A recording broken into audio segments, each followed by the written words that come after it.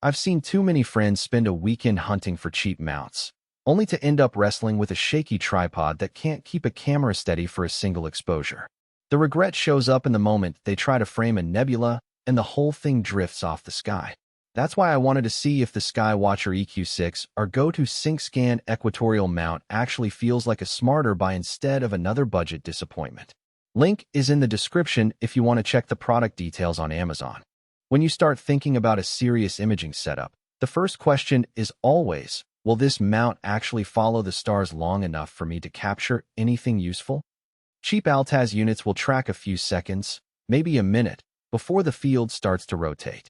The EQ6R is built around a classic German equatorial design, which means the right ascension and declination axes move in sync with the Earth's rotation.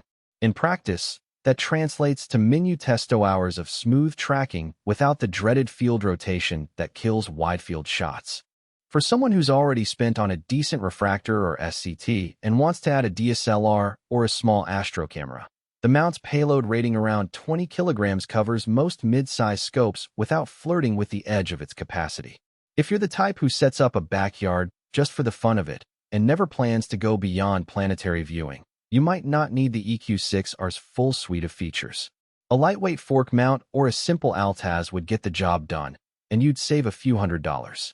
But if you've been eyeing deep sky targets, want to run a time-lapse of the Milky Way, or are experimenting with guiding, the extra stability and tracking precision become tangible benefits. The mount's built-in GoTo database holds over 4,000 objects, and the SyncScan alignment routine walks you through a 3-star alignment that, once completed, lets you locate any listed object within a few arc minutes.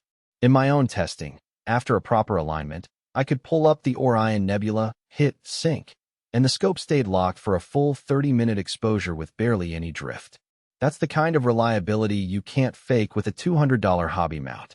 One of the practical strengths that often gets overlooked is how the mount handles power and cabling. The EQ6R runs off a standard 12-volt DC source, so you can plug it into a car battery, a portable power pack, or a typical Astro power supply. The cable routing is clean. The power leads and hand controller wires feed through a central hub, keeping the tripod legs free of tangles. I've taken it out to a dark-side field camp, and the whole rig set up in under 15 minutes mostly, because the counterweights slide into place on a dedicated track and lock with a single lever. That speed matters when you're battling nightfall. You won't be fumbling with bolts while the sky darkens. The downside, though, is the learning curve. The mount isn't a plug-and-play toy. The hand controller is full of menus, and while the SyncScan wizard is helpful, you still need to understand polar alignment and how to balance your optical tube assembly properly. A mismatched balance leads to motor strain, and you'll hear the stepper motors humming louder than they should. If you skip the balancing step or try to push the mount beyond its payload, you'll notice micro-stutter in the tracking, especially during long exposures. So the EQ6R rewards patience and a willingness to read the manual or at least watch a few setup videos more than it rewards a just point and shoot attitude. Another practical weakness is weight. The mount alone tips the scales at about 30 pounds, and when you add the counterweights and a 12-inch Dobsonian conversion, you're looking at a total that's not exactly easy to haul up a steep driveway.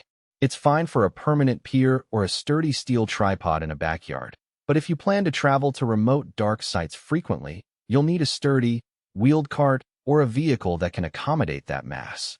The weight does, however, translate into solid inertia once it's set up, which is why the tracking feels rock-steady, even when the wind picks up.